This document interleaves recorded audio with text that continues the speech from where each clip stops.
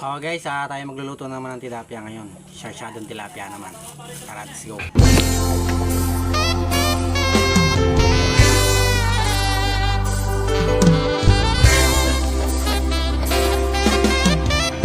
Kamusta ka, aking mahal?